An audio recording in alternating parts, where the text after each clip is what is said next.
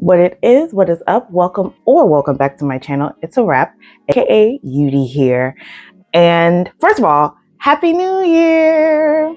I really want to make sure that every single possible book that I could read before December that I touched. But since October, in the month of November and December, I have read 14 books.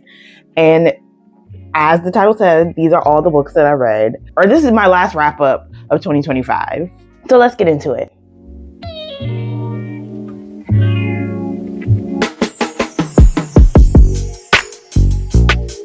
Okay, grab your drink whenever you're watching this, your tea, your wine, your coffee, whatever you need to get through this video, because I know this is going to be a long one. Starting off, the first book I have is Friends and Lovers by Jerome Dickey. I read this one because a two-part movie for Lifetime came out for a reenactment or an adaptation of Friends and Lovers by Jerome Dickey. And this year is the year that I read Jerome Dickey. I've never read any of his works. I read Cheaters at the top of the year, and now the second read is Friends and Lovers. And I definitely have more reads in the future. I have, as you can see from my used book haul, which I think was my last video, if not the video before last, I got a bunch of Jerome Dickey, and I've also gotten some recommendations of works by him I should read. So next year might be another year of me reading more of his work. But anyway, I read Friends and Lovers. This follows a group of friends, not a group of friends. So there's Shelby and Deborah. They're friends. Shelby is a flight attendant, and then Deborah is I think she's a gynecologist, but they're both single. Shelby is more, I would say, traditional. When we meet her, she's been celibate and she had, I think, like a bad breakup, but she really wants to be married. She really wants to have kids. She really wants to settle down. And Shelby also desires companionship, but maybe not in the same way. She is in a relationship when we meet her. She's in a relationship. He isn't really all that. Like, this relationship is going nowhere. And she's a flight attendant. So they're both friends and they're kind of like opposites of each other. I would say that, is Shelby more of a free spirit? I think so, compared to Deborah. But Deborah meets this guy. His name is Leonard. He's an up-and-coming comedian, and they meet, and through Deborah and Leonard, Shelby meets Tyrell. So we go through both of their relationships. We go through the relationship between Shelby and Tyrell and Deborah and Leonard. And it really is just a contemporary romance, and it talks about, I'm going to say, young Black professional trying to figure out their way in LA. Think Girlfriends, okay? Think Insecure. It's giving that for me in book. And like navigating dating and adulting and being Black in this metropolitan city. That's the best way I can describe it. But I love the way that they it was interesting the way that they navigate relationships. I don't know if I really cared for Shelby and Tyrell, but I think they were supposed to juxtapose Deborah and Leonard, who seemed very sure of what they wanted and who they wanted, and they were clearly communicating that with each other, while Shelby and Tyrell were not as forthcoming about, the things they were feeling with one another, and it plays out within the relationship. Overall, I mean, it was a cool read. I don't know if it was like necessarily the most memorable read that I read this year, but it actually reminded me, I don't know why, but it reminded me a lot of Cheaters. But either way, I enjoyed it. And I enjoyed the movie too. I did enjoy the movie. For a Lifetime movie, it wasn't bad. I think it was a very fair adaptation, and I think it held the integrity of the book. The next book I have that's not going to be as glowing of a review is No Ordinary Love by Myah, Ariel. And this one was an arc, and it was in my 10 before the end. This is one of the books that I was like, I need to finish this and finally send this review and be done with it. This book is about Ella. Ella is a singer, and she's been married to her like producer manager for like, I think, a decade. And he was very controlling. They finally get a divorce, and now she's trying to find herself and come into herself in a way that she hasn't been since, she's been with her ex-husband. But in that, she meets the baseball player Miles, and then they end up having a fling. I did not particularly enjoy this one because Okay, I think the main thing is like Miles is like framed, or I guess he's supposed to be this bad boy. Like his image is bad boy, but he's not actually a bad boy. And I guess I never really understand, why do people think he's a bad boy? I maybe I missed it. But I didn't get that. I don't know if Ella ever really comes to like, I don't feel like she ever comes to the point where she like really sits with herself and discovers, like, I never get that arc. And I think this is going to be my ongoing complaint. Stop putting this in romances if they're never going to have this arc of discovering themselves. If they're just going to go and meet somebody 2 days later and then end up with this man 2 days later. I would appreciate more if we have this whole romance and then they don't even end up together at the end. You know, we just get this cute little romance, but the big point of it is, I know that we say for romance it's happily ever after, but what's the point of adding self-discovery if there is no if there is no moment of self? Like every moment you have of solitude, you standing next to this man. And there was just I think another thing, like the whole references to pop culture, I don't actually mind that. I feel like Tia will, especially in her earlier novels, like Perfect Fine, like she references pop culture, but it's in a way that I find quite comedic, quite enjoyable. And I don't know if it's as overt. Maybe it is, because she does, well, whatever. But for me, it makes sense. I know people don't like that because it ages works, but sometimes I like it. I like a good time capsule of a read that takes me back to whatever point in time, if it's done well. But this one just felt like you're pulling from TikTok and Twitter. That's what it felt like. Like if it was in a way that was just, it didn't feel like time capsule. It felt like dated and cringe. I didn't enjoy the pop culture references. I think the biggest thing is that I was not invested in the relationship between Miles and Ella. When I'm not invested, it feels very fast, and it feels like I don't understand why they like what they see in each other. Like I never get, again, I think the biggest thing is I never get this sense of autonomy and self-discovery from Ella. Again, it's communicated that she desires this, but again, she like quickly jumps into this relationship with Miles, and then she's completely like in love and invested in Miles, and we never get this moment where she's completely invested and in love with herself. That's all I'm saying. And that's why by the end I was just all like, it's not for me. This wasn't for me. The next book I have, which I actually really enjoyed, speaking of Tia Williams, is Audre and Bash Are Just Friends. This might be one of my favorite YAs. Let me take that back. It's a tie. There was some good YAs this year, y'all. We got some good releases. But I did thoroughly enjoy this one. And Audre and Bash, so it follows Audre, who is the daughter of Ava from 7 Days in June. And if you remember Ava was like giving her friends therapy, and she was just a very, I want to say mature, but she just seemed very wise for her age, right? This book reveals the flaws of Ava. And I mean, Ava was already flawed, in 7 Days in June, but it's interesting to get from the perspective of her daughter, how her daughter sees her, which I thought was, I feel like that was so well done. I loved Audrey's character.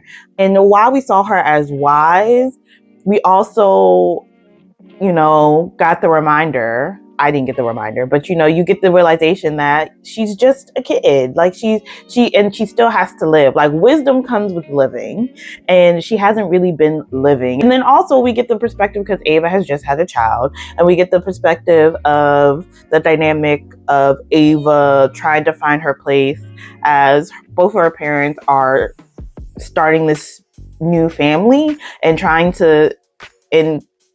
dealing with the feelings of like, what is her place in this new dynamic that her parents are building, that she feels that she's outside of. Overall, like, I really enjoyed this a lot. I really did. I enjoyed this a lot. But again, I love Tia Williams. The next book I read was We Don't Talk About Carol by Kristen L. Berry. I listened to this in an audiobook. Another one, I think I just had a really good, November, December, I read some good ones. We Don't Talk About Carol is one of the good ones. It follows the character Sydney. Sydney, when she's younger and she's over her grandmother's house, she finds this picture of a young girl who looks so much like her, right? And then she's to her grandmother, she's like, who's this? And then she's pretty much like, we don't talk about Carol. Okay, we don't talk about her. Okay, she don't exist. So it follows her pretty much for her whole life. Her grandmother dies. She rediscovers the picture, and then she's all like, "Who is this girl? What happened to her?" And then she realizes that it was her aunt that she's never met. So then she's all like, "What happened to Carol?" So Carol disappears, I think in like the 60s or 70s, and she becomes obsessed with trying to figure out what happened to Carol. And in trying to figure out what happened to Carol, she discovers that during this time that Carol disappears, that a bunch of other women or a bunch of other girls during this time also disappeared from the neighborhood. So yeah, there's not so many, but there's some really good themes that get touched on, such as generational trauma in terms of the family. And like, one, for her family, apart from Carol missing, there's so many unsaid secrets, so many things that really had deep effects on the family that they just don't talk about. We get a deep dive into her immediate family dynamic between her mother and her father, and the things that like she went through as a child that she has she never really forgot. Like they live on internally in her, and she just never openly discusses it. And she's always, I guess, bounded by it, but she doesn't realize because she's kind of pushed into the recesses of her mind. But the dynamics between her mother and her father, and like the type of father her father was, but also in like realizing what type of father he was, learning about the dynamics of her father and his own family and how his grandmother was. And there was just so many dynamics that she's learning that was always in the forefront, but unspoken in trying to discover Carol. And then in that same realm, right, it's the story of these missing girls and how the authorities have, pretty much silenced them. They haven't done anything, like, and how these families all of these years in speaking, in, being in community with one another, have kept these girls have kept these girls alive, right? Have kept these girls alive by still speaking and, giving voice to these missing girls. And in that, I think in that juxtaposition, we see like once justice, but once we've come to the conclusion of the book, there's just so much power in speaking truth to power. I guess that's the best way I can put it. Overall, I really enjoyed this. Again, I really enjoyed the audio book. Okay, and then we're moving to the next one. This one, I have the physical. Take My Hand by Dolen, Perkins, Valdez. Another one I really enjoyed. Girl, just no misses. No misses. This story follows Sybil. Sybil is a nurse, and she works for like a Planned Parenthood clinic. She goes to homes in the neighborhood and administers like birth control. And in doing so, she meets these two young girls that she's kind of questioning, like, why are these young girls getting birth control? Are they even sexually active? Sybil comes from like an upper middle class family. Her father's a doctor. She's a nurse, her mom's an artist. And the family that they're caring for are of lower class, working class. She feels that she has to care for these two girls, Erica and India. And then there's also the father, Mace, who's a farmer. There is just a really, if I can just talk about this, because I wrote down the themes, so I won't lose myself. But there's a really good conversation about medical racism and systematic injustice. But in exploring this medical racism, there's also this question of advocacy and this interesting look at like class and civil, and this like question about the savior complex. Civil, she feels like what happened is her fault, and she feels like she needs to save this family. But in doing so, it takes away the autonomy of the family, and that the family, which is like the whole big thing, right? The autonomy that the girls should have had over their bodies to say whether they should or should not, or whether they do or do not want to have children. The autonomy of saying like, this is the type of life I want to live. I mean, Sybil does all these things for this family, regardless of if the family does or does not want these things, because I feel like the family knows what they want, right? And giving them the autonomy about like, this is what I want, and I have the capability of acquiring these things that I desire. And then yeah, I think in the same realm of autonomy is the bodily autonomy. Bodily autonomy is so big because it's also in juxtaposition of what the girls are going through. We also get the story of Civil and her own choice with her body and, you know, her relationship with child rearing. I've never heard anybody that has read this book and at the end said, I don't like it. I was invested, okay? I was invested. I was in every aspect, in every A, B, C side story. I was invested in every aspect of this book. I thoroughly enjoyed it and I highly recommend it. After that, because I had the arc of Happy Land from Dolen, Perkins, Valdez, and I immediately went to that after Happy Land. I will say, I don't think I enjoyed Happy Land as much as I enjoyed Take My Hand, but it still wasn't a bad read. This one follows Veronica, who also goes by Nikki, and she's visiting her grandmother in Blue Ridge Mountains in North Carolina. And she's with her mom, with her grandmother, and her grandmother and her mom have this estranged relationship. And she's just really trying to, I guess, find a sense of identity or a sense of self through her grandmother. And in that, she learns about the land that her grandmother lives on, which used to be Happy Land, which was this community of it's based on a true story. So it's these group of Black people who went to the mountains and created this kingdom or monarchy or their own community called Happy Land in the mountains. So she learns about Happy Land, and then while we're getting the story of currently what's happening with her grandmother Rita is that she's fighting to keep her home in the land. Then in the same vein, we're getting the story of her great-grandmother, if not her great-grandmother, her great-great-grandmother, Luella, and the story of how they come to this land, and then also their own story of how they almost lose the land and, you know, all the things that happen with their family. So we're having these like two similar stories from the past and the present working in parallel with each other. I don't know why it didn't hit as much as Take My Hand, even though I still enjoyed it. It wasn't like baby. I think I read Take My Hand in like maybe a day or two,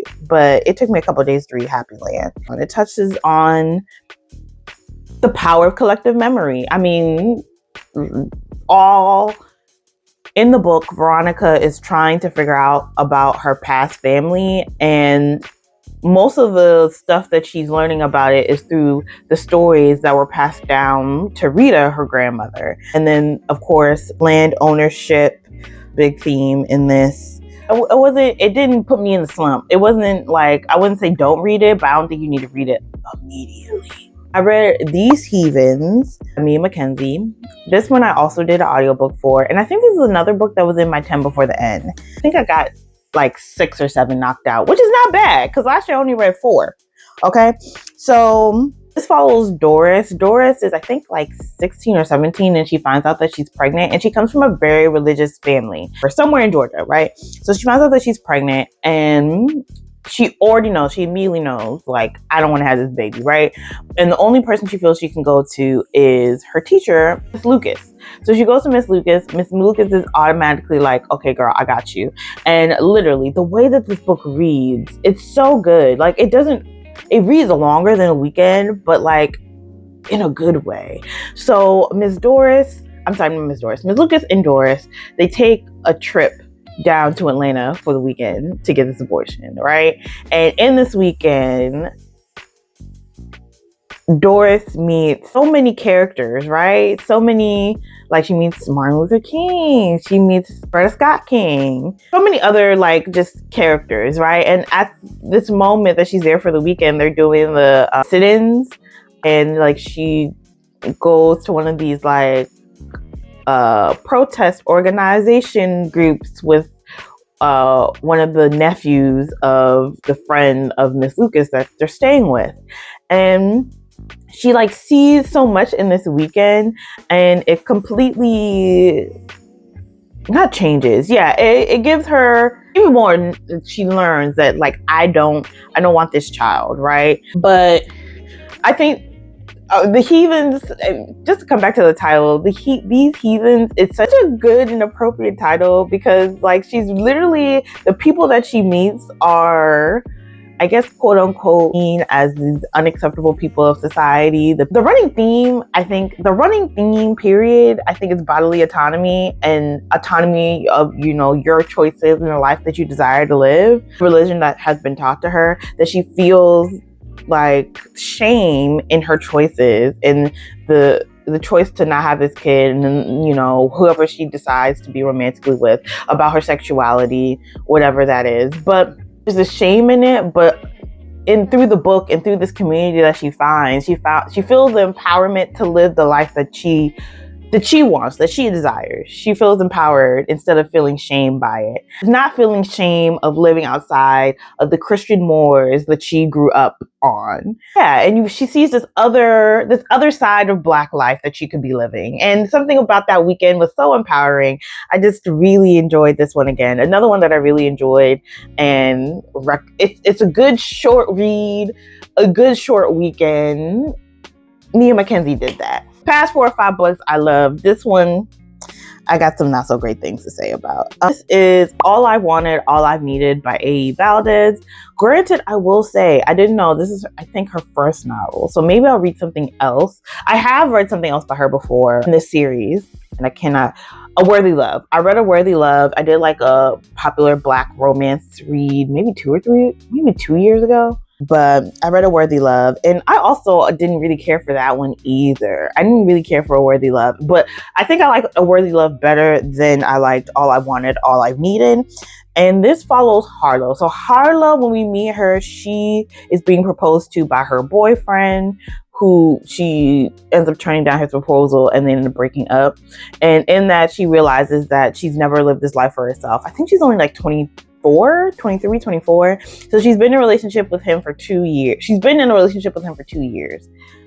Which we'll get to how the storyline doesn't make sense to me. So she's been in a relationship with him for 2 years, but they are childhood friends, like they're family friends of each other.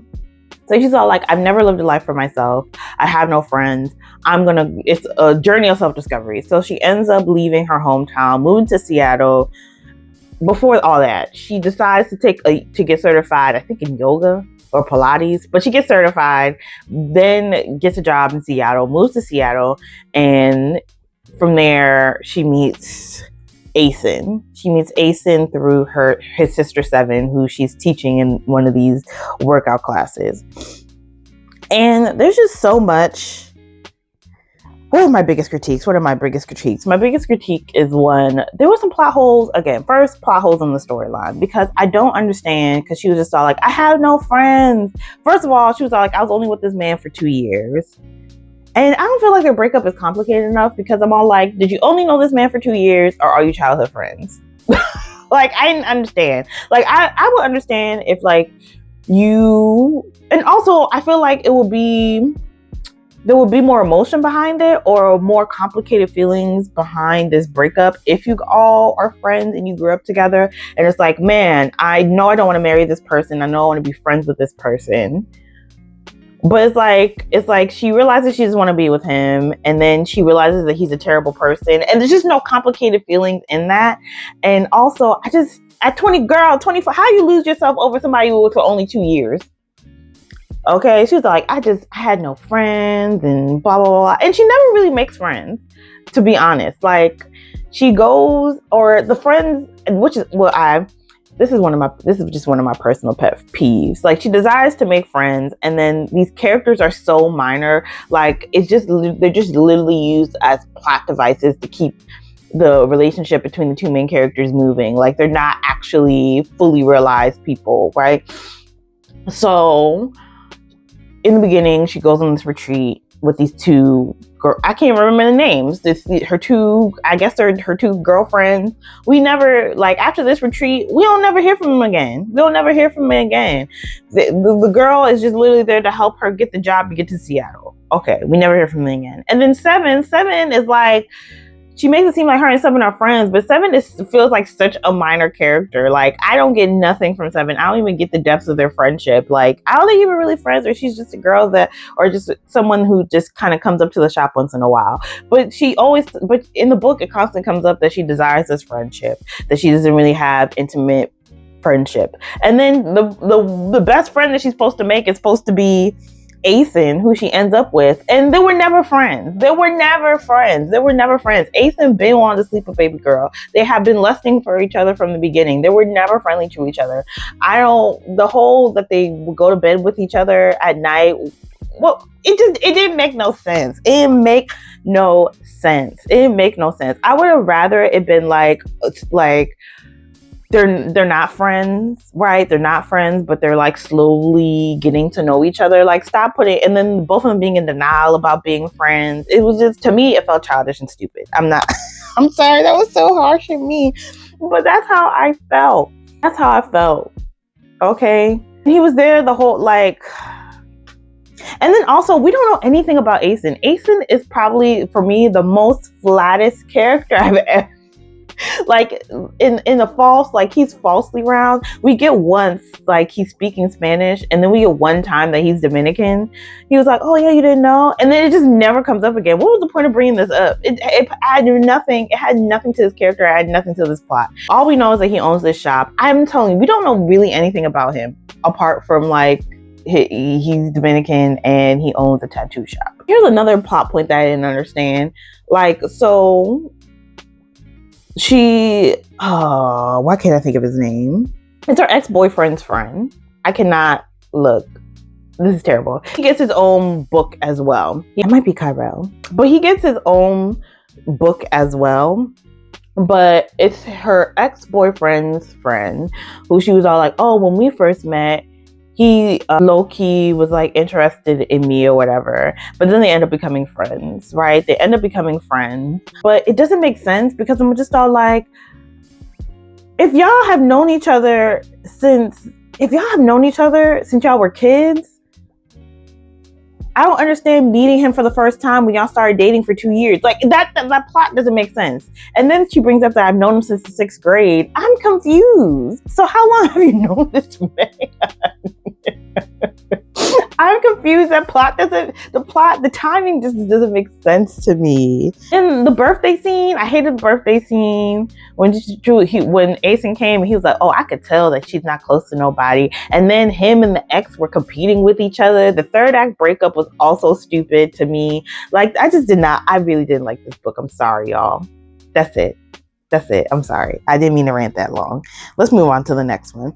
The next book I have, which I also have the physical copy for, Boomtown by Nick Stone. It was alright. I'm gonna be real. It was alright. For a thriller, a suspense thriller, it wasn't suspensing. It wasn't thrillering for me. This followed Lyric and Lucky. So Lyric works at a strip club, and when we meet, she's hiring this girl named Charm, and then Charm goes missing. And Charm going missing, it reminds her of one of her friends or lovers, one of the girls that she used to dance with, named Lucky, and how she had gone missing in a similar fashion.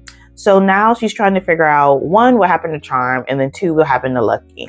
And in that, we meet this guy named Thomas, or T, and we get the perspective of Lucky, like, during that time before she goes missing, and then Lyric actually trying to discover what happened. It wasn't all that suspenseful. You kind of know who did it, and you never really get, I don't think we ever really get what happened to Lucky, or what's going on with Lucky. Like, you do, but it's just not, it's not tied in a bow the way that I was expecting. For me, I'm not gonna lie, this was just kind of blah. Like, out of all of the mystery suspense thrillers that I read this year, it was blah. It was if I had to give it a 1 through 5, it's like a 3. Like, it wasn't the most suspenseful. The plot was just kind of, I don't even know. Like, just for me, it was forgettable. I'm not gonna lie, it was forgettable. It wasn't even necessary. Like, was it fun? I don't even know. At the end, I was just kind of like, okay. I felt. Oh, and that's really all I have to say. I'm gonna speed through these because literally, I'm gonna link it up here. Just literally go back and watch. I did a reading vlog. I went very in depth about my feelings about these 4 books. I'm not gonna waste y'all time trying to go in depth again. But Soul Crush by Gabriela G. I really enjoyed this one. I think my critiques on the last 2 romances that I spoke of that I read this month. 3. This Could Be Forever, All I Wanted, All I've Needed. I think my complaints of those books are rectified in this one. But again, Soul Crush is heavy. Soul Crush is not a light read, but I still thoroughly enjoyed it. I thoroughly enjoyed how developed these characters are, how developed the side characters are and their relationships to them. It's so good. It's so good. It was really good. I don't know if I'm ready to go into it's a series, so I don't know if I'm ready to go into the other 2 books yet, but highly, and I heard that Gabriela G is coming out with another book next year, and I'm very excited to see where that story goes. I'm very excited. I think this, what a solid indie release. Soul Crush follows Arabella and Kane. Kane is a rising superstar boxer, a lightweight. Yeah, I think he's lightweight. Rising superstar boxer. Very appropriate read now because, you know, Joshua Anthony, ever since fighting, what's that white man's name? Y'all know who I'm talking about. Anthony Joshua, he went and boxed this man, and now, you know, the world knows that he's fine. So now the world knows that he's fine. So he's just been all over the place.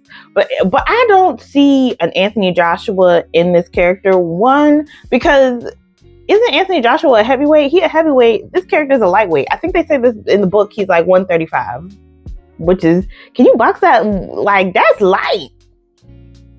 That's light. But either way, like I said, he's a heavyweight boxer. Arabella just came into some money from her estranged father, which she's like contending with because she did not have a good relationship with her father, and she's happy that he's dead. But then again, he died a multimillionaire and left the company to her brother and her, and also a lump sum of money. So yeah, so they meet each other. They're both kind of coming into different spaces of their life. They're also young. He's 23, she's 19. So literally, it's like coming of age, dealing with mental illness. It's a lot going on, but like, it's well done. Like, it's well done. That's all I have to say. It's well done.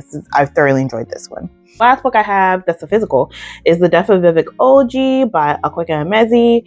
I think I've been saying since I started this channel that I'm going to read this book, and I finally read it. I did in the beginning, I didn't really enjoy it, but by the end, really enjoyed the way that they explored the familial dynamics of Vivek after they had passed, and how they double that into the unveiling of not only the secrets that these people within this family are holding and his community are holding on to, but the biggest secret that which is not, I guess it wasn't really, I guess with his immediate family, yes, it was a secret, but with his friends, it wasn't. But like, yeah, that whole unfolding was well done. Glad that I finally read the book and I can stop looking at my shelf and being all like, I need to read this. This Could Be Forever by Ebony and LaDelle. This is another book I read in the reading vlog. A book I also did not care for. A lot of romance misses. The only romance that was not a miss was Soul Crush by Gabriela G. But this was another one that was a miss for me. I was not feeling the insta love. It felt repetitive. I like Deja as a character. I was not believing the romantic connection between Raja and Deja. Okay, moving on. This was also in my reading vlog. Dominion by Addie E. Citchens. Listen to this in audiobook. This was another book that I really enjoyed. Another one kind of like these Heathens that was short, concise, to the point, just said what needed to be said. This is told from 2 perspectives, from Priscilla and Diamond. Priscilla is the first lady of a church. Diamond is dating the son of the first lady of the church. And we get to see the son of Priscilla, Emmanuel, Manny, Wonder Boy, 3 different names he goes by in the book. We get to see him through the perspective of these 2 women, but also we get May's perspective, and Manny's just he's a terrible person. Like demon behavior, more than demon. Like, but yeah, we get his perspective, or we get, you know, him and other men within the book through the perspective of these two women. And there's just a lot. There's a lot to unpack. Okay, both of them got their own secrets. All the men got secrets, but like really like dark secrets. It's just woo, a lot. Packs a punch, short. I also think this is a debut novel from Addie Citchens. I'm very excited to see what else they write. The best one for last, because I'm still, after I closed the book, I was like, I got a lot to unpack. This is Lonely Crowds by Stephanie Wambugu. This was the book that I was like, this is my last attempt to try to get through all my 10 before the end. This is one of the books I wanted to read before the end of the year. Like I told y'all, I got through 7 of the 10 books I wanted to get to before the end of the year. And this is another one that's short. So I was just like, I think I can get this in the last couple of days before January 1st. So this follows Ruth and Maria. They're childhood friends. And Ruth is kind of obsessed with Maria. She has followed her everywhere that she has gone since they've met. And she thinks about her every day. They're friends, but they have a very odd friendship. Just follow them as they grow up. I had to go on Goodreads and read the reviews because I'm like, what the hell did I just read? And it should have made sense because I think in the blurbs, somebody brings up that it's like Lester, and I hated Lester. I hated Lester. I did not like Lester at all. But oddly enough, hated Lester. I really enjoyed Such a Fun Age. And I think all of these 3 characters live a very passive life that people do not like. People do not like that they're passively letting life happen to them in a way that's very, especially for Lester, because it's like, girl, what? But and the same thing for Lonely Crowds. It's like life is just passively happening to them, and there is no active desire to form. First of all, we don't even know what their deepest, we don't even know what their deepest desires really are. It's just life is kind of passively happening to them, and that's it. But I think for me, I kind of enjoy it, or I enjoy these characters because I think there's more, a more compelling story is somebody who is actively participating in their life, because that feels like a more engaging story to read. But I think there's more people in this world that passively let life happen to them than we care to admit. And I think there's more people who are, I think there's more people not actively taking claim of their life than we'd like to admit, and there is a story for them. And I think that's an interesting story to tell. But she's just so consumed by Maria, and it's disturbing. And then the way that the book ends is like, what? So we go through this woman living this passive ass life, and only for the end to feel like, okay, I wonder where this is going to go, what we're going to get out of this in the end. And honestly, nothing. Okay, nothing. Like a passiveness about every aspect, her career, her love and sexuality, her friendships, like all of it is just like, what? It's so, what am I reading? But man, it had me until the end trying to figure it out. It did. I listened to it to the very end. I was in there. Yeah, that's all the books that I read to end off 2025. We'll talk again in another video. Hope you all are having a wonderful, relaxing, as my aunt said, she said kind new year. And until the next video, y'all, deuces.